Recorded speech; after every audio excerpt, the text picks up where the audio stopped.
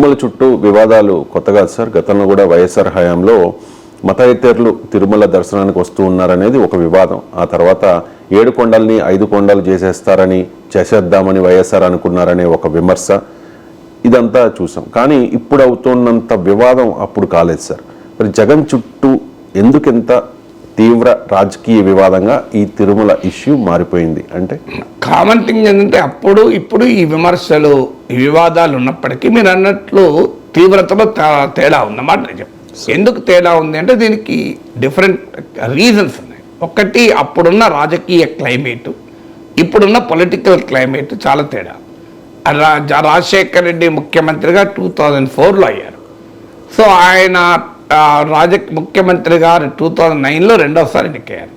అప్పుడు దేశంలో కాంగ్రెస్ నాయకత్వంలో యూపీఏ ప్రభుత్వం ఉంది, రాష్ట్రంలో కాంగ్రెస్ ప్రభుత్వం ఉంది. దేశంలో మత రాజకీయాల ప్రభావము ఈ స్థాయిలో లేదు. సో అందువల్ల నేషనల్ పొలిటికల్ క్లైమేట్లోనే ఈ మౌలికమైన తేడా ఉంది.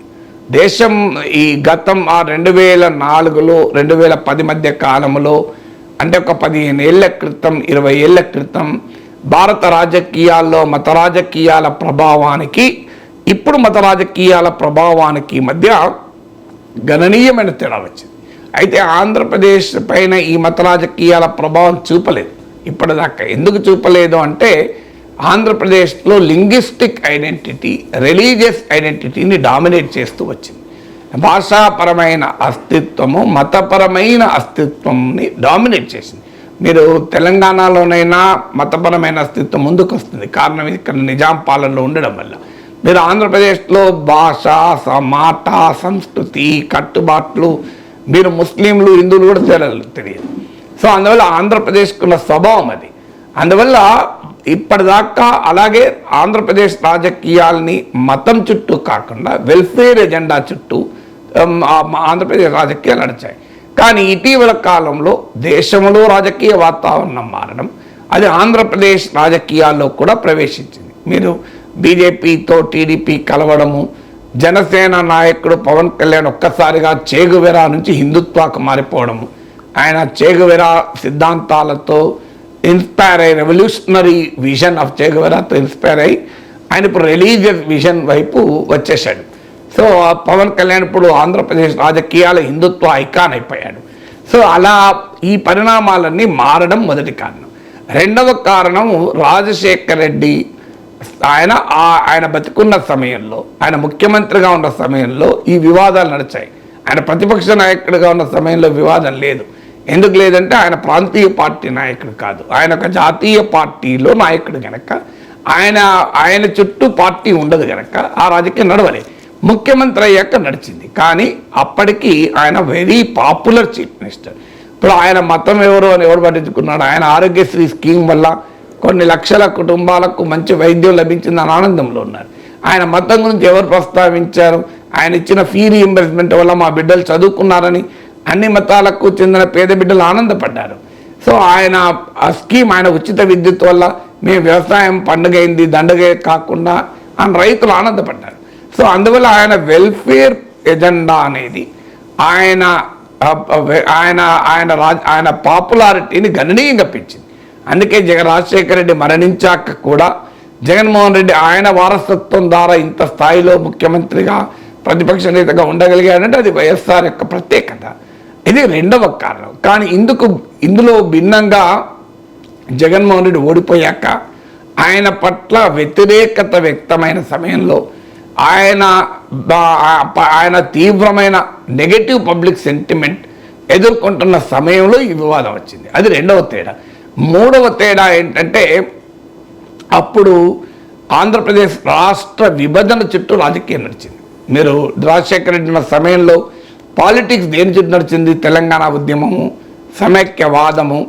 ఎప్పుడు కూడా ఒక ప్రాంతీయ అస్తిత్వమో, భాషాపరమైన అస్తిత్వమో, మరో రకమైన అస్తిత్వం డామినేట్ చేసినప్పుడు రిలీజియస్ ఐడెంటిటీ బేస్డ్ పాలిటిక్స్ ఆ స్థాయిలో ప్రభావం చూపదు. అది మూడో కారణం. అందువల్ల అప్పుడంతా రాష్ట్రం విడిపోకూడదా, సమైక్యంగా ఉండాలా, ఇది కదా చర్చ. మీరు 2008లో టీఆర్ఎస్ ఎమ్మెల్యేలంతా రిజైన్ చేయడము, వాళ్ళు 33% ఓటింగ్ తెలంగాణలో తెచ్చుకోవడము. సో ఈ తెలంగాణ ఉద్యమం చుట్టూ రాజకీయం నడిచింది. అందువల్ల రాష్ట్ర విభజన చుట్టూ రాజకీయం నడవడం వల్ల మీకు మతపరమైన అంశాలు అడపాదడపా చర్చలోకి వచ్చినా అవి డామినేట్ చేయలేకపోయారు. ఇక 4వది రాజశేఖర రెడ్డి టైంలో ఆయన మతం ఏది అనేది ఆయన అంతగా ప్రదర్శించుకోలేదు కూడా. మీరు ఒక్క బ్రదర్ అనిల్ కూడా చాలా కంట్రోల్ ఉండేవాళ్ళు. అడపాదడపా బ్రదర్ అనిల్ యాక్టివిటీస్ కాంట్రవర్సీ అయ్యేది. కానీ రాజశేఖర రెడ్డి కట్టుబొట్టు ఆయన విధానము ఆయన వ్యవహార తీరి ఆయన పర్సనాలిటీ అంతా కూడా ఆయన హిందువు కాదు అనే అంశం కూడా ఎవరికి పట్టింపు లేకుండే. ఆయన చనిపోయినప్పుడు ఆయన అంత్యక్రియలు క్రైస్తవ మతాచారాల ప్రకారం జరిగేంత వరకు సమాజంలో చాలామందికి ఆయన అసలు హిందూ కాదా క్రిస్టియనా అనే ఆలోచన కూడా ఉందని అనుకోను. అప్పటి వరకు ఆ థింకింగ్ కూడా ఎవరికి లేదు. ఈ 4 ప్రధాన కారణాల రీత్యా రాజశేఖర రెడ్డి కాలంలో ఇది వివాదం కాలేదు.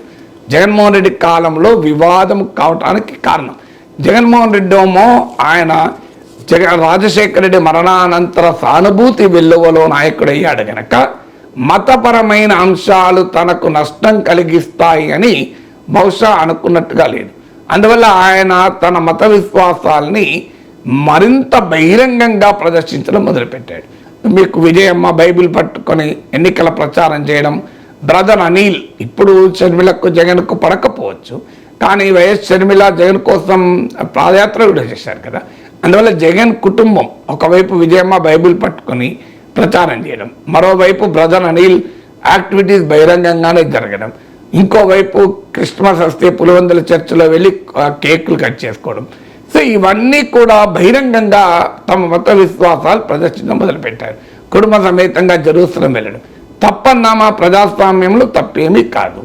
వ్యక్తికి ఏ మత విశ్వాసమైనా ఉండనే, కానీ ఆయన రాజకీయాల్లో ప్రజాస్వామిక రాజకీయాల్లో సెక్యులర్ కంట్రీలు ఇవన్నీ అసలు ఇష్యూనే కాదు.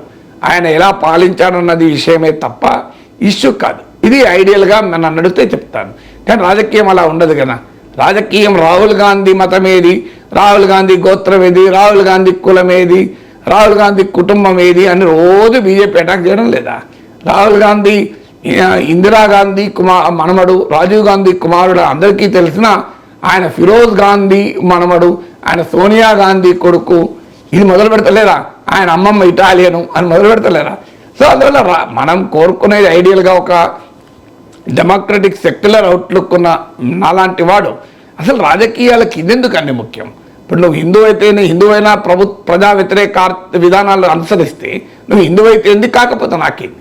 ఇవాళ పెట్రోల్ ధరలు పెంచితే హిందువులందరికీ భారం కాలేదా? అండ్ హిందువులకు ఎగ్జంప్షన్ ఇచ్చారా, కూపన్లు ఇచ్చారా? సో అందువల్ల ఇవాళ పత్రికలో వచ్చింది, వంట నూనెల ధరలు గణనీయంగా పెరుగుతున్నాయి. పాలించే వాళ్ళంతా హిందువులే కదా, ప్రధానమంత్రి హిందువే, ముఖ్యమంత్రి హిందువే. మరి వంట నూనెల ధరలు పెరిగితే బాధపడే ప్రజల్లో 80% హిందువులే కదా. మరి హిందువులు బాధపడతలేరు. మీరు ఇవాళ పత్రికలు చూడండి, భయంకరంగా వంట నూనెల ధరలు, ఎల్లిపాయ ధరలు, అన్ని రకాల ఆహార వస్తువుల ధరలు పెరుగుతున్నాయి. మరి భారం ఎవరు అనుభవిస్తున్నారు? హిందువులు కదా. సో అందువల్ల ఆ రాజకీయం నేను అనొచ్చు, కానీ సమాజం అలా ఉండదు కదా. సమాజంలో మత భావోద్వేగాల ఆధారంగానే దేశంలో అధికారాలే మారుతున్నాయి కదా. దేశంలో అధికారాలు మారుతున్న సమయంలో జగన్మోహన్ రెడ్డి ఎప్పుడైతే తండ్రి మరణం వల్ల ఏర్పడిన సానుభూతి వెల్లువతో రాజకీయాల్లో ఎదిగాడో, ఆయన మతం ప్రభావము, మత భావోద్వేగాల ప్రభావము తన వైపు ఉంటుంది అని బహుశా గుర్తించలేదా? గుర్తించినా తన మత విశ్వాసాలు ప్రకటించుకోవడానికి ఇష్టం ఉండవచ్చు. దాని పర్యవసనంగా ఇవాళ ఈ వివాదమైంది. అందుకే రాజశేఖర రెడ్డి టైంలో వివాదం ఈ స్థాయిలో జరగకపోవడానికి స్పెసిఫిక్ పొలిటికల్ రీజన్స్ ఉన్నాయి.